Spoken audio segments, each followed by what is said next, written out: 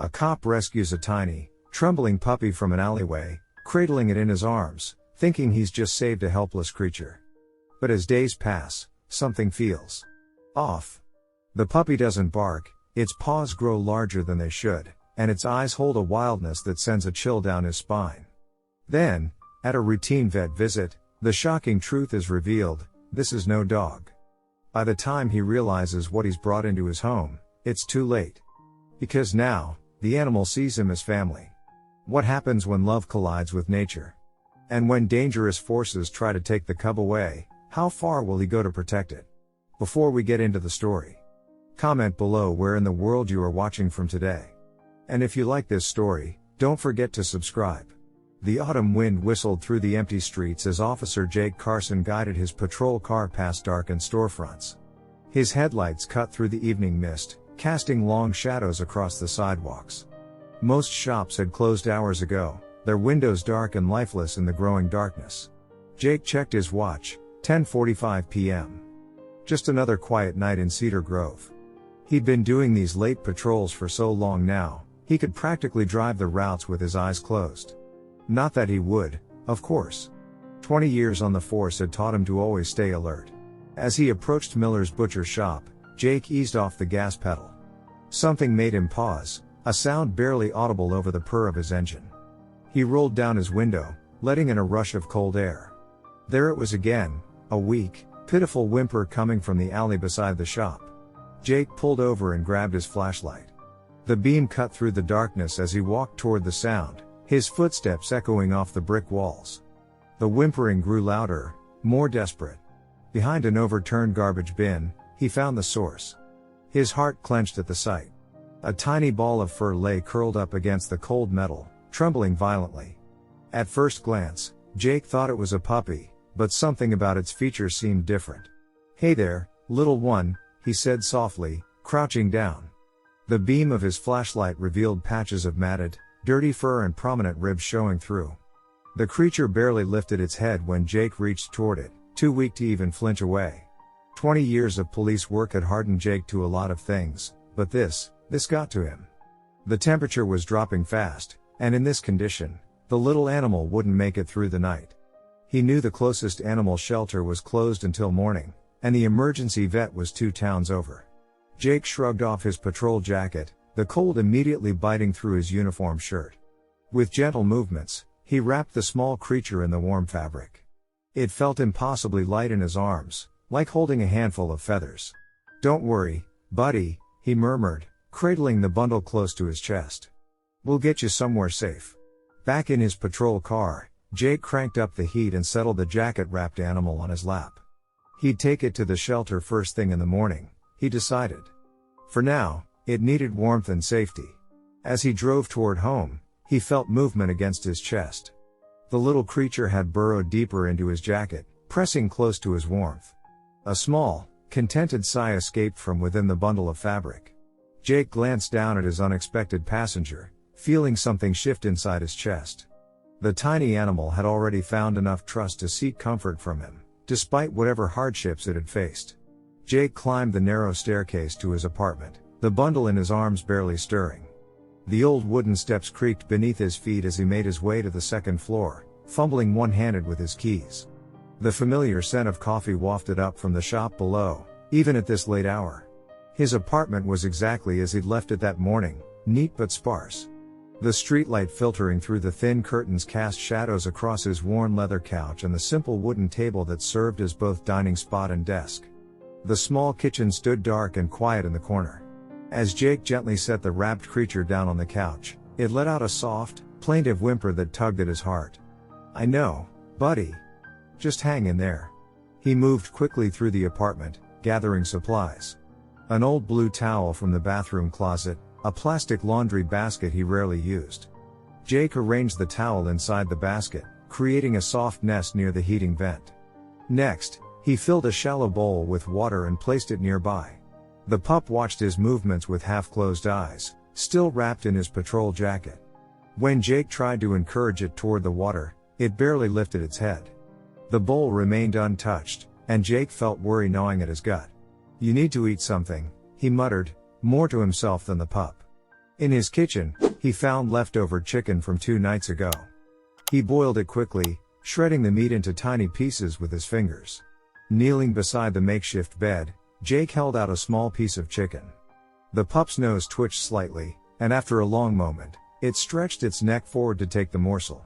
Its tiny jaws worked slowly, struggling with even the small bite.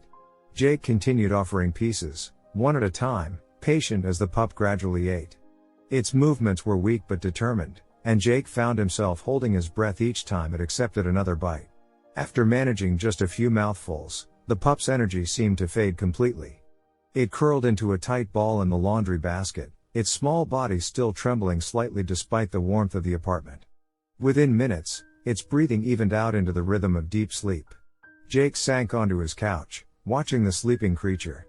In the better light of his apartment, he could see that something was off about its features. The shape of its face wasn't quite right for a dog, and its paws seemed different somehow.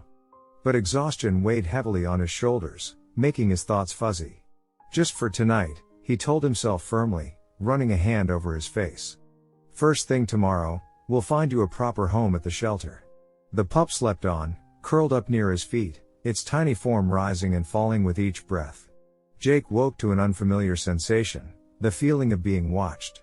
Opening his eyes, he found himself staring directly into a pair of dark, curious eyes. The pup sat beside his couch, its head tilted slightly as it studied him. Despite its obvious weakness from the night before, it seemed more alert now. As Jake sat up and stretched, the small creature attempted to follow his movement. Its oversized paws tangled beneath it, causing it to stumble forward awkwardly. Jake couldn't help but smile as it regained its balance and continued its determined pursuit. "Hungry, little one?" Jake asked, making his way to the kitchen. The pup trailed behind him, its unsteady gait reminding him of a toddler learning to walk. He pulled out a pan and some eggs, aware of his tiny shadow watching his every move. The smell of scrambled eggs filled the small apartment. Jake scooped a small portion onto a plate and let it cool before placing it on the floor. The pup didn't hesitate this time, it dove into the food with surprising energy, scarfing down every morsel. While the pup ate, Jake checked his phone. His shift started in 2 hours, and he had no idea what to do with his unexpected houseguest. He couldn't leave it alone all day, it was too young, too vulnerable. Jake pulled up the numbers for local animal shelters and started making calls. The first shelter was full to capacity. The second wouldn't open until Monday. The third didn't answer at all. "Great," Jake muttered, watching the pup lick the plate clean. It looked up at him with those dark eyes again, and he felt his resolve weakening. "I guess you're staying another day." After his shift, Jake found himself standing in the local pet store, a shopping basket hanging from his arm. He picked up a small blue collar, soft enough for the pup's delicate neck. A plush blanket followed, along with several squeaky toys designed for puppies. As he drove home, his mind wandered to possible names. Something about the little creature's determined personality made him want to give it a proper name, even if it was just temporary. He caught himself considering options: Buddy, Scout, Max, before firmly reminding himself that this arrangement wasn't permanent. The supplies sat in the passenger seat beside him, a silent reminder of how quickly this temporary solution was becoming something more complicated. Jake knelt on his apartment floor, watching as the small pup wobbled around with a bright blue chew toy in its mouth. The toy was almost as big as its head, making its determined attempts to carry it even more endearing. "Let's figure out what to call you," Jake said, pulling out another squeaky toy. The pup's ears perked up at his voice, but it remained focused on its prize. "How about Rocky?" The pup continued its clumsy play, showing no interest in the name. Jake tried again. "Max?" Still nothing. Shaking his head, Jake reached for the toy the pup had dropped. "Come here, buddy," he said absently. To his surprise, the pup's head snapped up, dark eyes fixed on Jake with sudden interest. A small smile tugged at Jake's lips. "Buddy?" he repeated, and the pup stumbled toward him eagerly. "Well, would you look at that?" Jake chuckled. "Guess you picked your own name." Throughout the evening, Buddy proved to be Jake's constant companion. When Jake went to the kitchen to make dinner, tiny paws patted after him. While he washed dishes, Buddy sat at his feet, occasionally pawing at his leg for attention. Even a quick trip to the bathroom turned into an event, with Buddy scratching at the door and whimpering until Jake emerged. "You're a persistent little thing, aren't you?" Jake said, watching as Buddy attempted to climb up the couch to join him. After several failed attempts, Jake reached down and gently lifted him up. Buddy immediately snuggled against him, his small body radiating warmth. The TV played quietly in the background, but Jake found himself more interested in watching Buddy. The pup's eyes grew heavy as Jake absent-mindedly stroked his fur. Within minutes, Buddy was fast asleep, his head resting trustingly against Jake's chest. Jake looked down at the sleeping pup, feeling the steady rise and fall of its breathing. Something warm and unfamiliar stirred in his chest. The thought of keeping Buddy a little longer didn't seem so unreasonable anymore. After all, the shelters were full, and Buddy was already settling in nicely. His hand continued its gentle motion through Buddy's soft fur as he considered the possibility.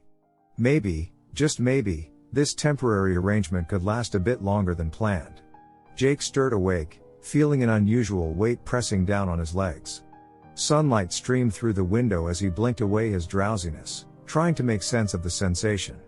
There, sprawled across his legs like a tiny furry log, was Buddy.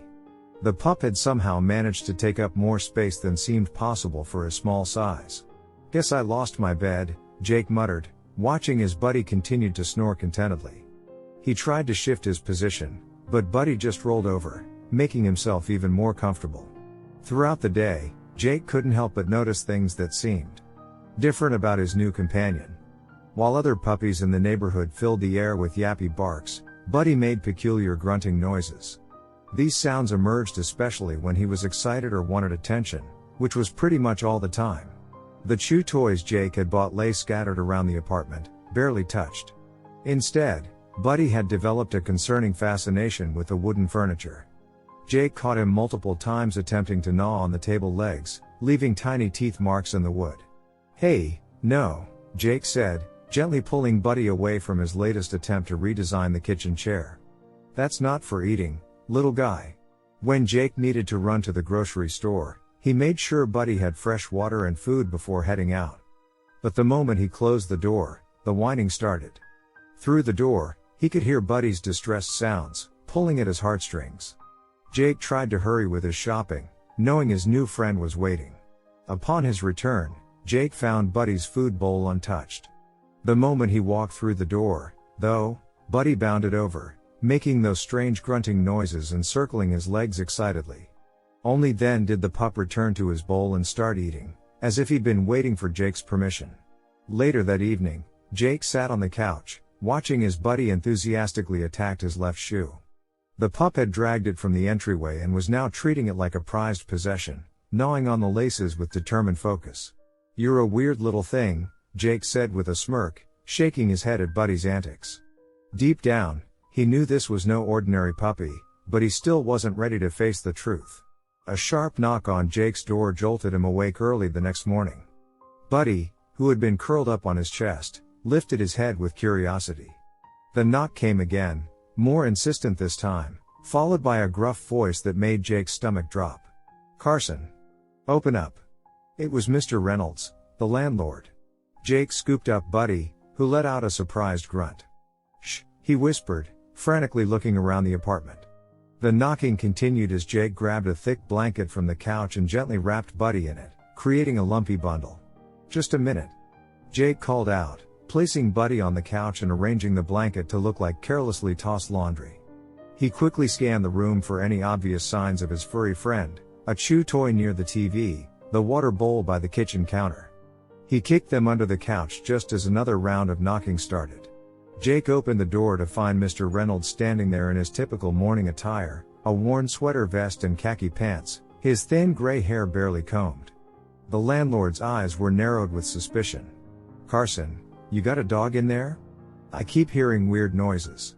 Mrs. Peterson downstairs said she heard strange sounds last night. Jake tried to keep his expression neutral. "No sir, no dogs. Must be the pipes. They've been making some odd sounds lately." Reynolds peered past Jake into the apartment. "Pipes, huh? Mind if I take a look?" Before Jake could protest, Reynolds pushed his way inside. Jake's heart raced as the landlord walked around, inspecting the corners of the room. Just then, a muffled snorting sound came from the couch. What was that? Reynolds turned sharply. Like I said, the pipes. Jake gestured vaguely toward the kitchen. They make all sorts of. A loud huffing noise interrupted him. Reynolds's eyes locked onto the suspicious lump on the couch. He took a step toward it, his bushy eyebrows furrowed. Jake held his breath. The blanket shifted slightly. Then it happened. A massive sneeze erupted from under the blanket, sending tufts of fur floating through the air like tiny parachutes. They danced in the morning sunlight streaming through the window, making it impossible to deny their existence. Reynolds watched the fur settle, his face growing increasingly red. He turned to Jake, jabbing a finger in his direction. Whatever that is, keep it quiet. No pets allowed. His voice was stern, but there was something else in his tone. Was it uncertainty? Jake nodded quickly, already ushering the landlord toward the door. Yes, sir. Absolutely. Won't hear a thing. Reynolds paused at the threshold, scowling. I mean it, Carson. One more noise complaint. He let the threat hang in the air. Jake shut the door behind him, leaning against it with a heavy sigh of relief. But as he watched Buddy poke his head out from under the blanket, fur still floating around him like a halo, Jake realized keeping his unusual pet hidden was going to be far more challenging than he'd imagined. A week had passed since the landlord incident, and Jake couldn't ignore the changes in Buddy anymore. Standing in his kitchen, coffee mug in hand, he watched as his puppy struggled to squeeze into the pet bed that had fit him perfectly just days ago. Buddy's paws splayed out over the edges, looking like oversized mittens on a child. This is getting weird, Jake muttered, taking another sip of coffee. Buddy's head perked up at the sound of his voice, and he bounded over with surprising speed, nearly knocking Jake off balance. What had started as an adorable waddle was now more of a powerful gallop. The coffee sloshed dangerously in Jake's mug. Easy there, big guy. Jake set his mug down and crouched to scratch behind Buddy's ears. Even sitting, Buddy now reached Jake's waist. His appetite had grown along with his size. Jake had already made 3 emergency runs to the grocery store this week alone. The real problem started during their evening playtime. Buddy, still thinking he was tiny, launched himself at Jake with his usual enthusiasm. His newfound strength sent them both stumbling backward. Jake caught himself on the wall, but Buddy's tail, now thick and powerful, swept across the side table, sending his favorite lamp crashing to the floor. Buddy, no. Jake called out, but Buddy was already charging around the apartment, excited by the noise. He bumped into one of the kitchen chairs, sending it skidding across the floor with a horrible screech before it toppled over. Jake rushed to calm him down, but Buddy thought it was a game. He grabbed Jake's uniform jacket from the coat rack, treating it like one of his chew toys. His teeth, which had grown surprisingly sharp, tore through the fabric like paper. Drop it. Jake's voice came out sharper than intended. Buddy immediately let go, looking up at Jake with those big, innocent eyes that made it impossible to stay mad. The jacket hung in tatters, and Jake could already imagine explaining this to his sergeant. Exhausted, Jake slumped against the wall. He watched as Buddy, still full of energy, discovered the stack of books Jake had left on the coffee table. Before he could stop him, Buddy nudged them with his nose, sending them cascading to the floor in a chaotic avalanche of paper and hardcovers. Looking around his apartment, at the broken lamp, the overturned chair, his shredded uniform, and the scattered books, Jake felt a weight settle in his chest. This wasn't working anymore. Buddy wasn't just some oversized puppy. He needed answers, and he needed them soon. Buddy sat among the fallen books, tail wagging, completely oblivious to the destruction around him. His dark eyes sparkled with the same trust and affection they'd held since that first night in the alley. But now, instead of a tiny, helpless creature, Jake was sharing his home with something much bigger and potentially dangerous. Jake ran a hand through his hair, watching as Buddy attempted to curl up on his lap like he used to, nearly crushing Jake's legs in the process. This couldn't go on much longer. He needed to figure out exactly what kind of animal he'd taken in, and more importantly, what he was going to do about it. The next morning dawned cold and gray. Jake loaded Buddy into his truck, which proved more challenging than expected. The puppy now needed a boost to get into the passenger seat.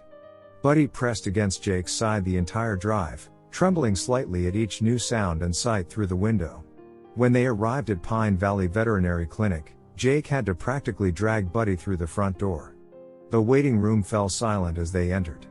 A woman clutching a chihuahua pulled her pet closer to her chest. A large tabby cat and a carrier let out a low hiss. Buddy tried to hide behind Jake's legs, but given his size, he wasn't very successful. "Carson?" The receptionist's eyes widened. "Is that yours?"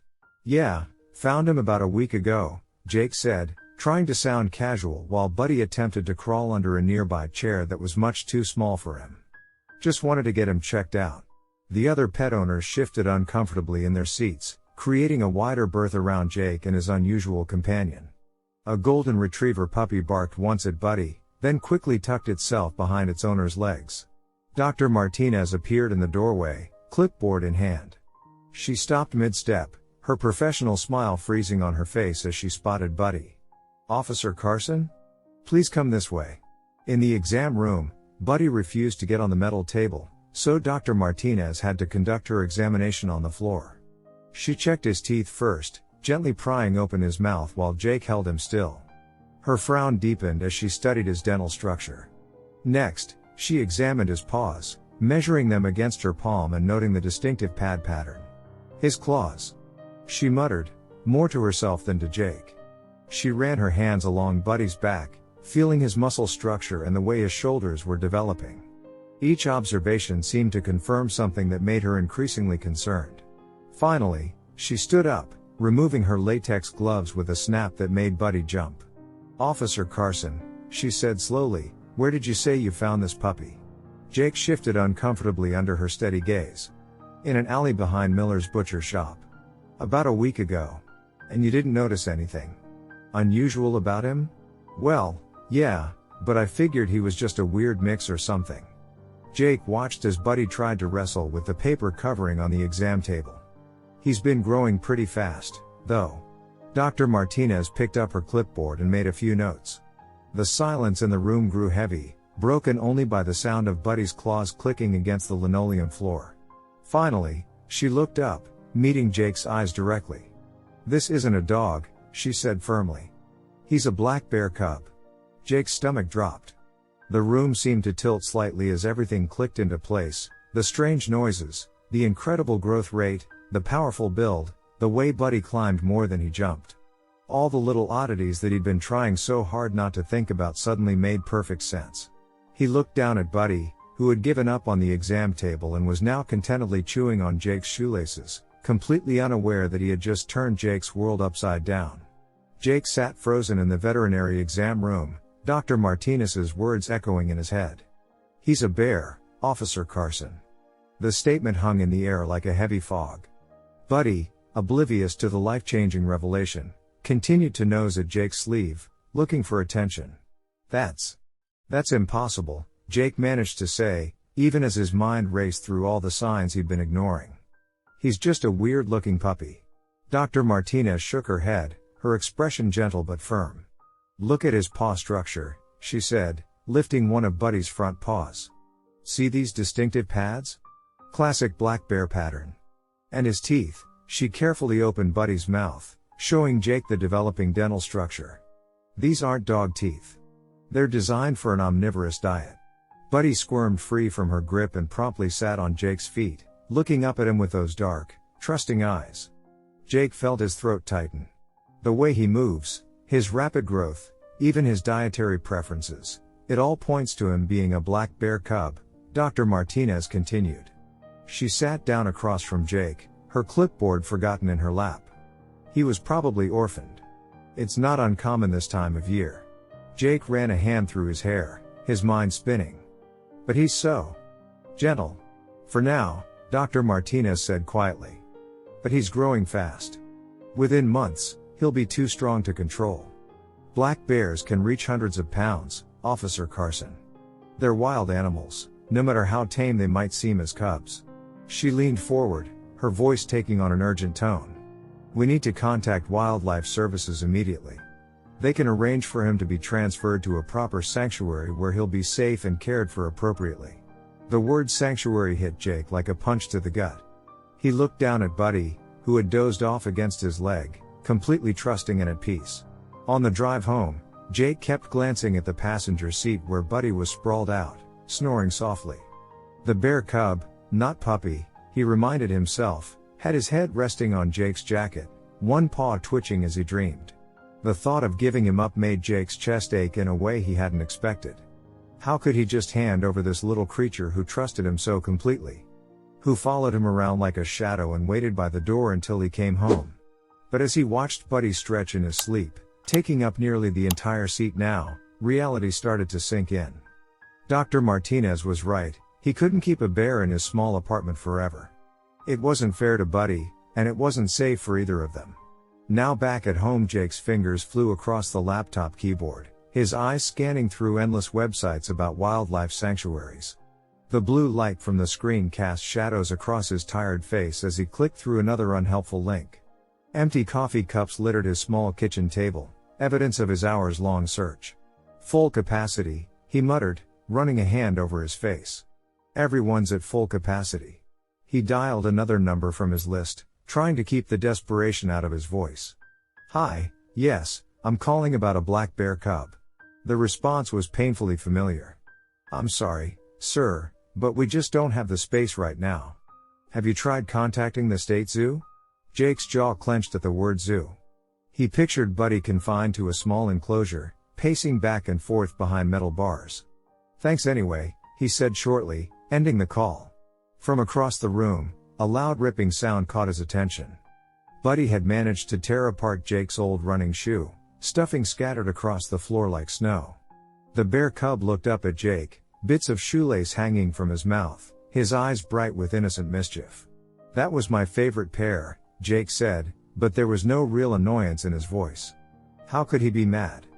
Buddy didn't understand he was doing anything wrong. He didn't know he was supposed to be living in the wild, learning to forage and climb trees. In Buddy's simple world, this apartment was home, and Jake was family. The cub abandoned his destroyed prize and lumbered over to Jake, pressing his warm body against Jake's legs. His dark eyes looked up trustingly, completely unaware of the crisis his human friend was facing. Jake reached down to scratch behind Buddy's ears, earning a content grunt in response. What am I going to do with you, bud? Jake whispered. He turned back to his laptop, opening yet another web page. This one featured photos of bears in various enclosures, some spacious, others depressingly small. The word zoo appeared repeatedly in his search results, making his stomach turn. Buddy flopped onto his back, exposing his belly for rubs, a gesture so trusting, so domestic, it made Jake's chest ache. This wasn't some wild animal that needed to be caged. This was Buddy, who waited by the door when Jake left for work, who curled up next to him during thunderstorms, who somehow knew when Jake had a rough day and would rest his head on Jake's knee until the tension melted away. Jake closed his laptop with more force than necessary, letting out a sharp exhale. The solutions in front of him felt wrong, all of them. Maybe he had time to figure something else out. Maybe he could find a better answer before someone forced his hand. Jake was already awake when his alarm rang at 6, having spent the night researching sanctuaries. He rushed his morning routine, leaving his uniform wrinkled and coffee cold while Buddy watched anxiously. I'll be back soon, Jake said at the door, but Buddy blocked the exit, eyes wide with worry. Jake's attempts to leave were met with desperate whines that filled the hallway. When Jake reopened the door, Buddy was scratching deep marks into the wood, making unnatural snuffling sounds. After several failed attempts and now running late, Jake noticed Mrs. Cole watching disapprovingly from across the hall. During his shift, Jake couldn't concentrate. At noon, Mr. Reynolds texted, "Your dog is destroying the hallway.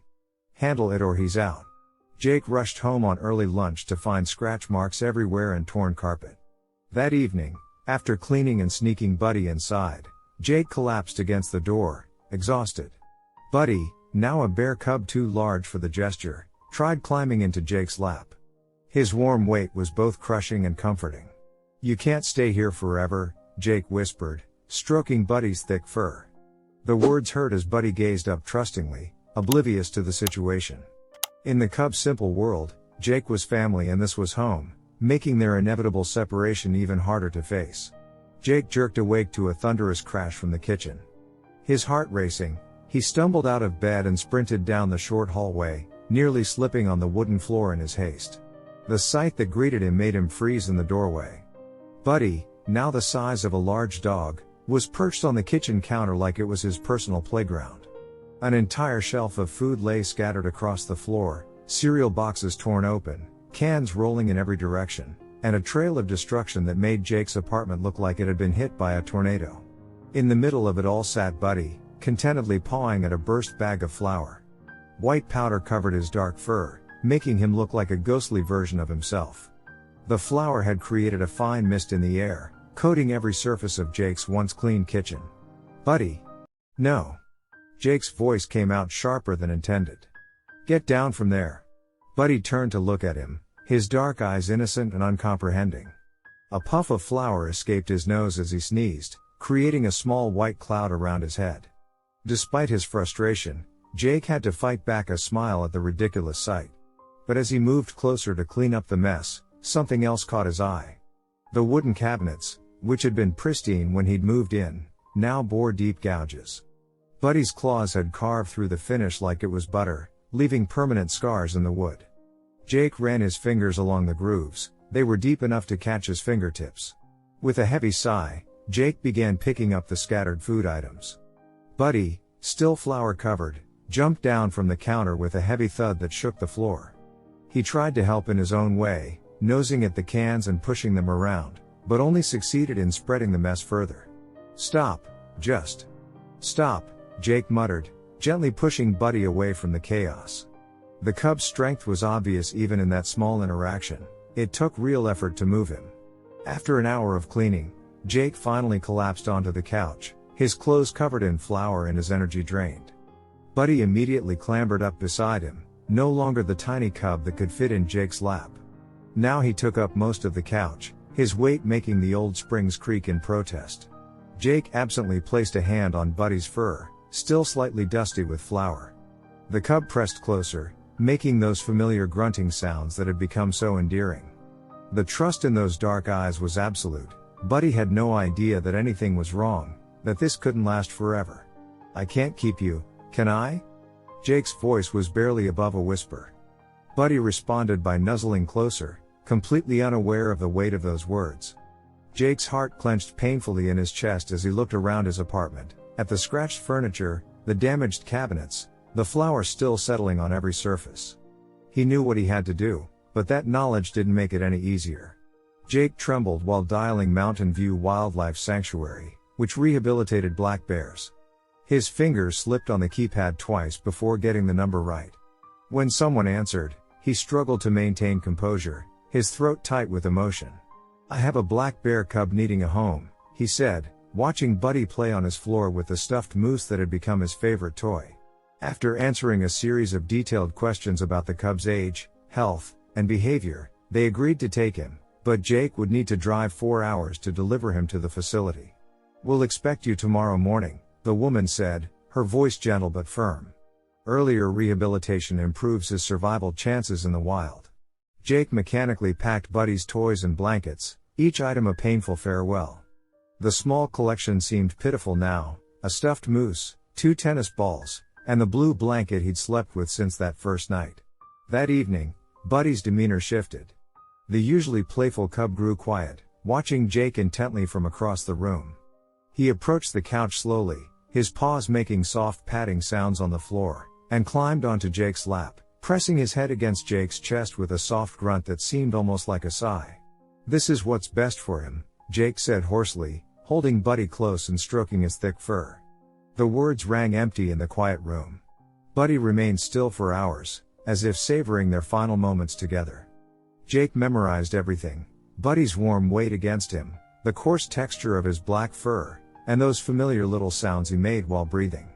Morning arrived too soon, bringing with it a gray dawn that matched Jake's mood. Buddy watched Jake from the bed, his dark eyes alert and questioning. The cub's trusting nature made loading him into the car devastating. He followed willingly, just as he always had, climbing into the back seat without protest and settling onto his familiar blanket. As they drove away, Buddy watched their home vanish through the rear window before turning confused eyes to Jake.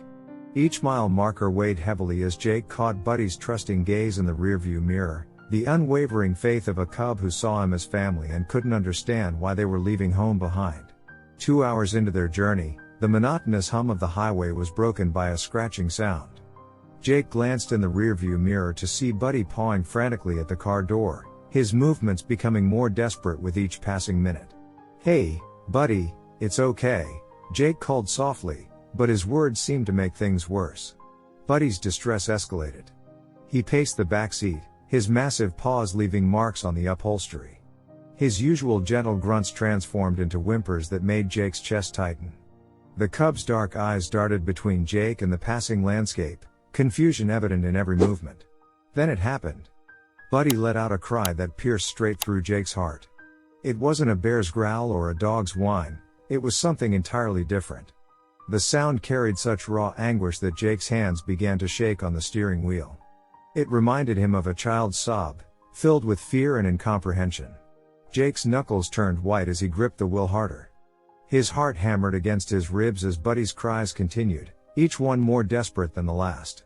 The cub pressed his nose against the window, leaving foggy marks as he searched for something familiar in the strange landscape rushing past. Looking at Buddy through the mirror again, Jake saw something that stopped his breath. The cub's eyes were wide with terror, his body trembling. In that moment, the truth hit Jake like a physical blow. Buddy didn't understand any of this. He couldn't comprehend that Jake was trying to help him, couldn't grasp the concept of what's best. All he knew was that his family, the only security he'd ever known, was taking him somewhere unknown, away from everything familiar. To Buddy, this wasn't a rescue mission. It was abandonment, pure and simple. Another heart-wrenching cry filled the car. Jake's vision blurred with tears as he watched his friend, his family, fall apart in the backseat. Without conscious thought, his foot eased off the gas pedal. "Damn it," Jake muttered, scanning the highway ahead. His hands moved before his mind could catch up, yanking the wheel hard to the left. The car swerved sharply, tires squealing as he made a U-turn across the empty highway. He didn't have a plan. He had no idea what he would do when he got home, or how he would handle the inevitable challenges ahead. But one thing was crystal clear, he couldn't leave Buddy like this. He wouldn't. Jake sat at his kitchen table, surrounded by printouts and his laptop's pale glow. His eyes burned from hours of research, but he couldn't stop. Every few minutes, he glanced at Buddy, who was curled up in his favorite spot near the window, peacefully unaware of Jake's growing anxiety. "There has to be something," Jake muttered, scrolling through another webpage about wildlife rehabilitation. The more he read, the more his hope dimmed. Most rehabilitators specialized in local wildlife, raccoons, squirrels, and the occasional deer. Those who worked with bear cubs were scattered across the country, and their facilities were already stretched thin. He rubbed his tired eyes and clicked on another link. This one showed pictures of rescued cubs learning to forage and climb trees. Jake's gaze drifted to Buddy, who had never known that life. The cub had learned to navigate Jake's small apartment instead of forest paths, to play with chew toys rather than explore the wilderness. A sharp knock at the door made both Jake and Buddy jump. Before Jake could react, Buddy let out a startled grunt, loud enough to be heard in the hallway. "Carson. Open up." Mr. Reynolds's voice boomed through the door. Jake's heart rate spiked. He quickly motioned for Buddy to stay quiet, but the cub was already padding toward the door, curious about the visitor. When Jake opened the door, Mr. Reynolds's face was red with anger.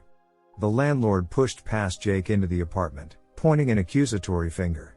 "I warned you about pets, Carson. But this?" He gestured at Buddy, who had retreated behind Jake's legs.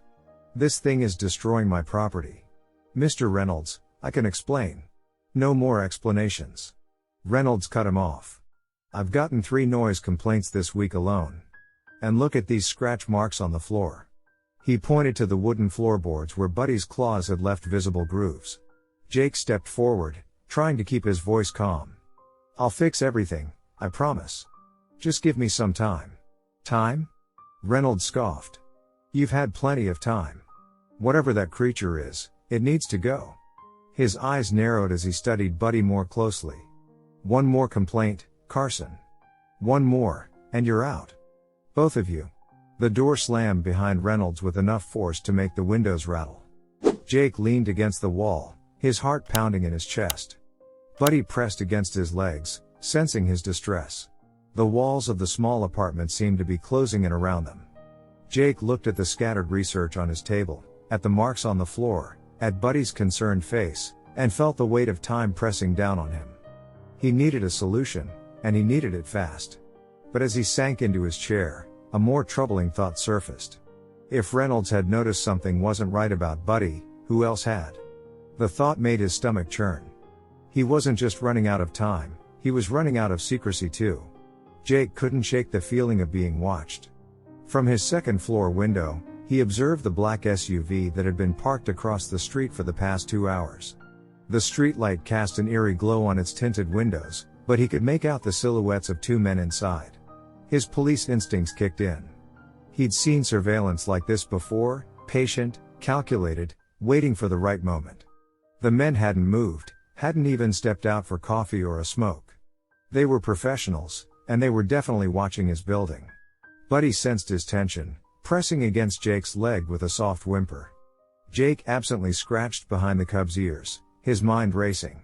"Something's not right, Buddy," he murmured.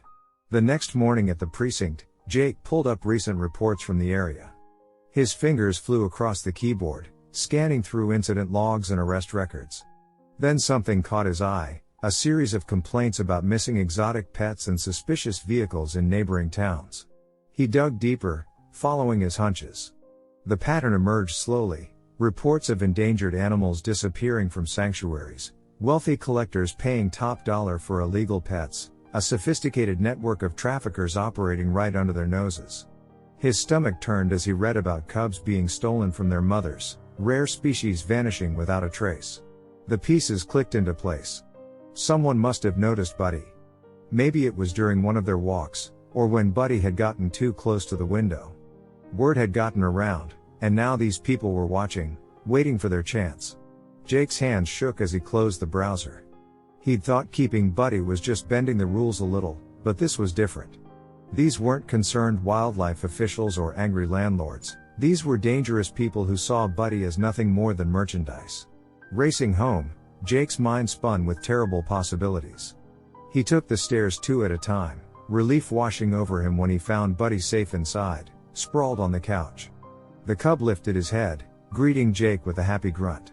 Jake moved through the apartment methodically, checking every window, testing every lock. He pulled the curtains closed, blocking any view from outside. Buddy followed him around, confused by his unusual behavior but staying close as always. In the kitchen, Jake heard car doors slam outside. He peered through a small gap in the curtains. The men from the SUV were standing on the sidewalk, looking up at his window. His heart pounded against his ribs. Buddy wasn't just a pet that needed a new home anymore, he was in real danger. He double-checked the deadbolt on the front door, then sat on the floor next to Buddy, who immediately crawled into his lap despite being far too big for it now. Jake wrapped his arms around the cub, feeling his warm, steady breathing. "I won't let them get you," he whispered, holding Buddy closer. "I promise." Hours later, Jake jolted awake to an unfamiliar sound cutting through the darkness. A deep, rumbling growl filled the quiet apartment, unlike anything he'd heard from Buddy before. His hand instinctively reached for his service weapon on the nightstand, but then he noticed Buddy's silhouette by the door. The cub stood rigid, fur bristling along his spine, eyes fixed on the window. The street lamp outside cast long shadows across the room.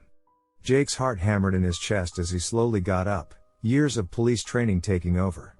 He moved silently across the floor, staying low. Buddy's growl grew deeper, more threatening. At the window, Jake caught a glimpse of movement. A dark figure crouched by the back entrance, hands working methodically at the lock. The metallic scraping sound made Jake's blood run cold. This wasn't some random break-in attempt, the movement was too practiced, too precise. Before Jake could react, the sharp crack of breaking glass shattered the silence. The sound came from the kitchen, they were forcing their way in through the back window. Jake's mind raced. There wasn't time to call for backup.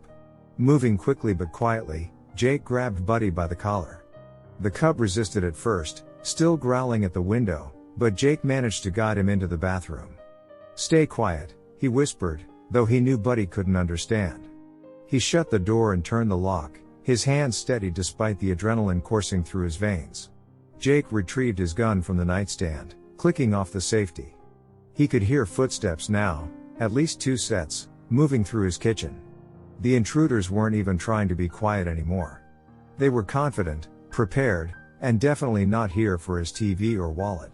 2 masked figures appeared in his living room, their dark clothing blending with the shadows. Jake raised his weapon, years of training evident in his stance. These weren't ordinary burglars, they had come for Buddy, and Jake wasn't about to let that happen. The intruders moved with purpose, their footsteps quick and deliberate as they headed straight for the corner where Buddy usually slept. They knew exactly what they were after. Jake stepped out from the shadows, positioning himself between them and the bathroom door, his gun steady in his hands. "You picked the wrong house," he said, his voice carrying the authority of his badge. The beam from a streetlight filtered through the window, catching the silver police shield on his chest that he hadn't bothered to remove earlier. The larger of the 2 men didn't hesitate. He lunged forward, closing the distance before Jake could squeeze the trigger. His thick arms wrapped around Jake's torso, trying to wrestle the gun away. They crashed into the wall, sending pictures clattering to the floor. Jake drove his elbow into his attacker's ribs, but the man held on. They grappled across the living room, knocking over a lamp. The sound of their struggle filled the small apartment, feet scuffling, harsh breathing, the thud of bodies against furniture. From behind the bathroom door came the sound of frantic scratching. Buddy's whines grew louder, more desperate. The door shook in its frame as the cub threw himself against it, distressed by the sounds of Jake in danger. The second intruder circled around, and moonlight glinted off the blade in his hand. Jake caught the movement in his peripheral vision, his heart racing as he realized he was about to be boxed in. Suddenly, the bathroom door exploded outward with a crash that made everyone freeze. Buddy burst through the splintered wood, but he wasn't the small, playful cub anymore. He stood nearly waist high, his black fur bristling, lips pulled back to reveal sharp teeth. The sound that came from his throat wasn't a puppy's whimper, it was a deep, thunderous roar that seemed to shake the walls. The effect was instant. The man with the knife took one look at the angry bear and bolted for the door, nearly tripping over his own feet in his panic. The other intruder released Jake and stumbled backward, falling over the overturned coffee table with a yelp of terror. Jake didn't waste the opportunity. He lunged forward, pressing his knee into the fallen man's back and snapping his handcuffs around the intruder's wrists. "You're under arrest," he said, breathing hard from the fight. Buddy stood nearby, still growling, his presence making the captured man lie very, very still. Red and blue lights flashed across the apartment building's brick facade as police cruisers filled the street. Jake stood in his doorway, watching as officers secured the scene. Buddy pressed against his leg, still on edge from the break-in. Detective Ray Lopez stepped out of his unmarked car, his weathered face a mix of concern and exasperation. He took in the broken window, the overturned furniture, and finally, the bear cub hovering protectively near Jake. "What the hell did you get yourself into, Carson?" Ray asked, running a hand through his salt and pepper hair. His eyes widened as Buddy shifted closer to Jake. "Is that? Please tell me that's just a really ugly dog." Jake sighed. "It's complicated, Ray." Inside the apartment, Ray sat across from the handcuffed intruder in Jake's kitchen. The detective's expression hardened as he flipped through the man's record on his phone. 3 priors for animal trafficking. "Want to tell me what you were doing here tonight?" The man's eyes darted to Buddy, who was watching from behind Jake's legs. "Just following orders. Word got around about something special in this building. Rare animal, big money overseas." Ray leaned forward. "Who sent you?" "You know I can't tell you that." The man's voice wavered slightly. "But there's more of us. Way more. This goes deeper than you think." Jake's stomach twisted as Ray continued the interrogation. The detective's questions revealed a network of traffickers spanning several states, with connections to international buyers. They specialized in exotic animals, the rarer, the better. "A bear cub?" Ray shook his head. "That's worth a fortune to the right buyer." Before the officers led him away, the intruder turned to Jake, a smirk playing across his bruised face. "This isn't over," he said, his voice low and threatening. Jake felt a chill run down his spine. He watched as they escorted the man to a waiting patrol car, then looked down at Buddy. The cub was pacing back and forth across the living room, his claws clicking against the hardwood floors. Every few steps, he would look up at Jake, his dark eyes filled with anxiety. Jake knew he couldn't wait any longer. The sanctuary, the proper channels, none of that mattered now. He had to get Buddy somewhere safe, and he had to do it immediately. Jake paced his apartment, running his hands through his hair as his mind raced. The traffickers knew where he lived. They knew about Buddy. Even with one of them in custody, there would be others, probably watching, waiting for another chance. He couldn't wait for the system to work. Paperwork, investigations, legal channels, all of that would take too long. Every minute they stayed here put Buddy at greater risk. "We've got to move, Buddy," Jake muttered, grabbing his duffel bag from the closet. He stuffed it with essentials, bottles of water, protein bars, a first aid kit, and some of Buddy's favorite snacks.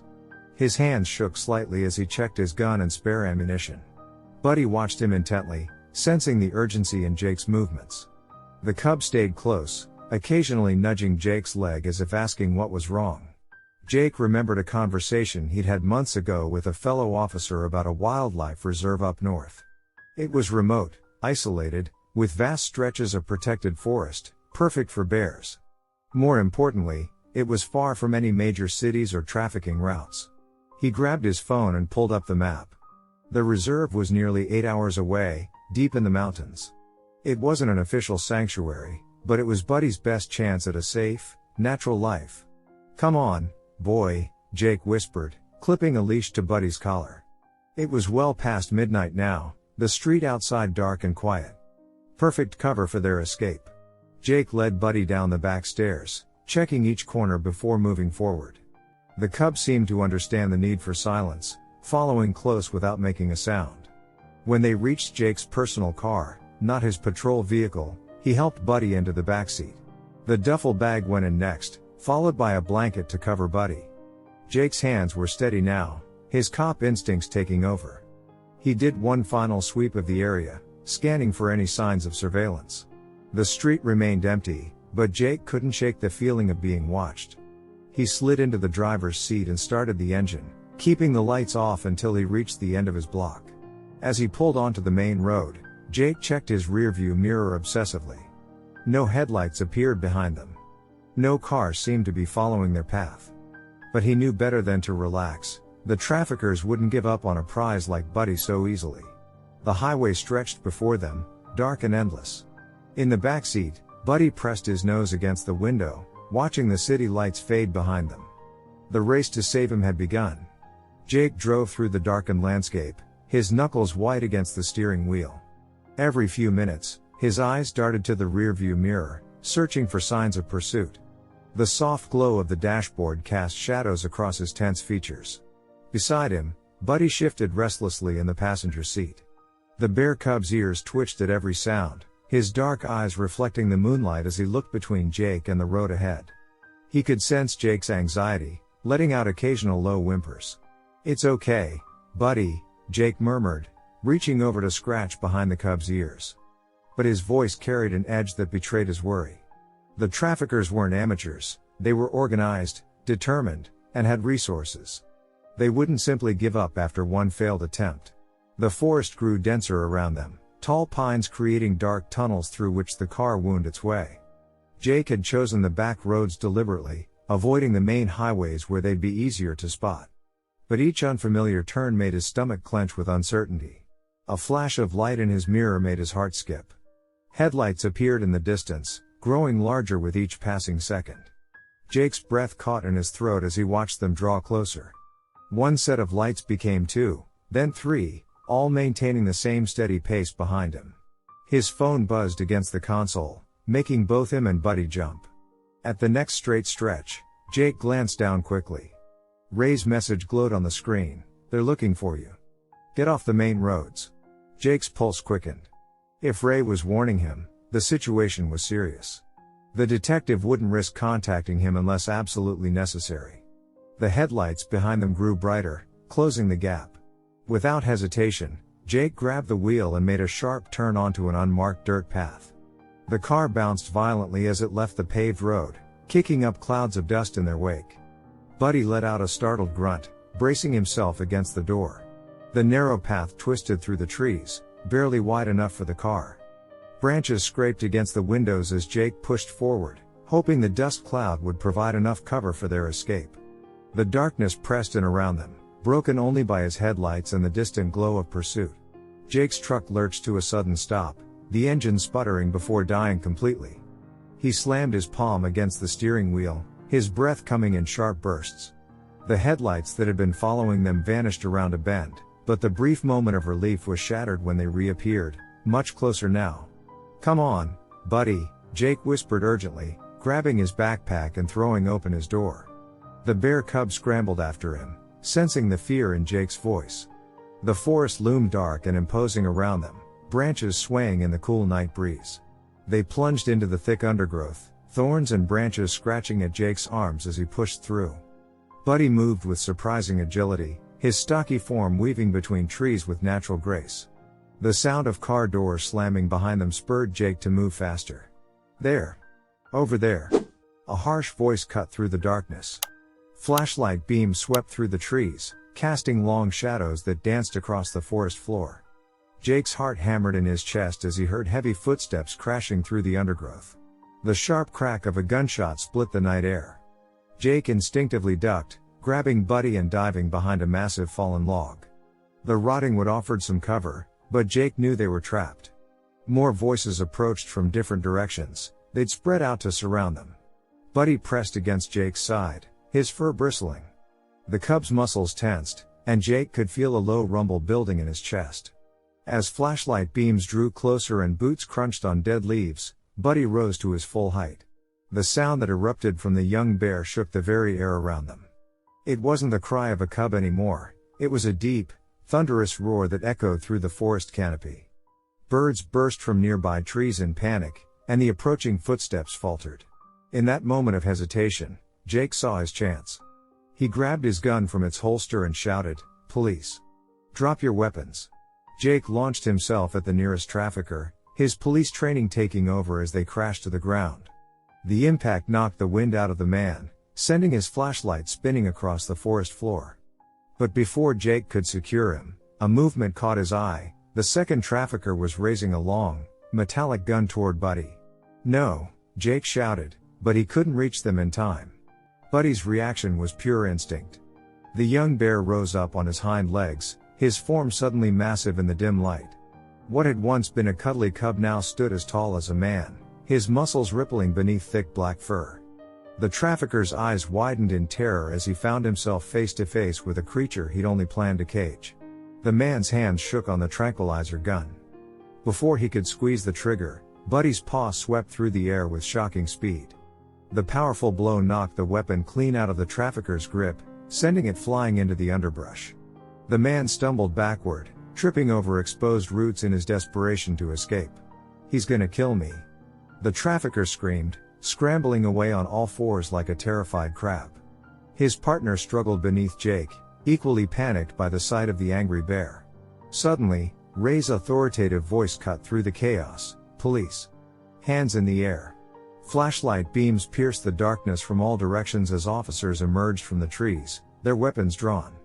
The forest filled with the sound of crackling radios and boots crushing leaves as the police team surrounded them. Jake released his hold on the first trafficker as other officers moved in to make the arrest.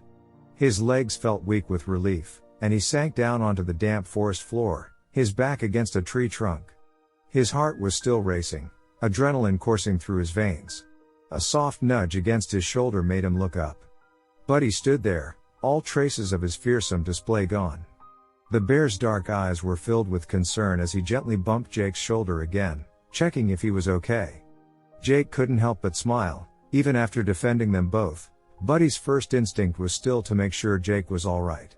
Jake stood at the entrance of the Mountain Ridge Wildlife Sanctuary, his boots crunching on the gravel path. The morning sun filtered through towering pine trees, casting long shadows across the ground. Behind him, Buddy shifted restlessly in the back of his truck, making soft huffing sounds that Jake had grown so familiar with over the past weeks. This sanctuary was different from the others.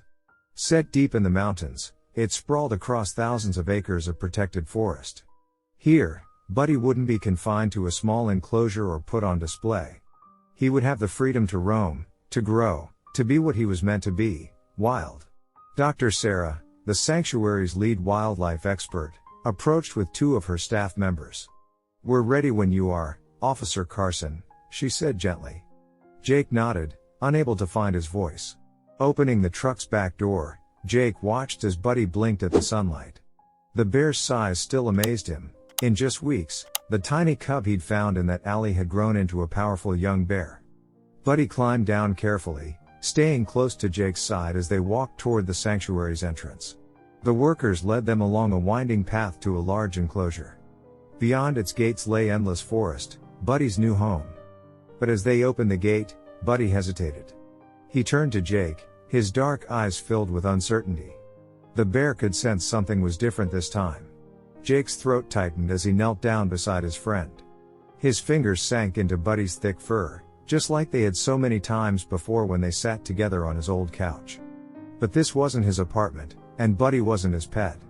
He never had been. "Go on, big guy," Jake managed to say, his voice rough with emotion. "You're home now." Buddy stayed still, his eyes fixed on Jake. In them, Jake could see everything: the scared cub in the alley, the playful companion who'd destroyed his kitchen, the brave protector who'd faced down the traffickers. But he also saw something else, a wild animal whose spirit belonged to these mountains. Finally, Buddy turned toward the forest. He took a few steps forward, then paused at the threshold between captivity and freedom. The bear's massive head swung back one last time, and Jake's heart clenched. Then, with surprising grace for his size, Buddy lumbered into the trees and disappeared into the shadows of the forest. Jake stood there, watching the spot where his friend had vanished. The ache in his chest felt physical, like someone had reached in and squeezed his heart. But beneath the pain was a certainty: this was right. This was where Buddy belonged. As he turned to leave, a familiar sound drifted from the forest, a soft, huffing grunt, the same noise Buddy used to make when curled up next to Jake on quiet evenings. A sound of recognition, of acknowledgement. A final goodbye. If you enjoyed the story of Jake and Buddy, I handpicked this next story that you will love. Please don't miss this one. Click here to watch it.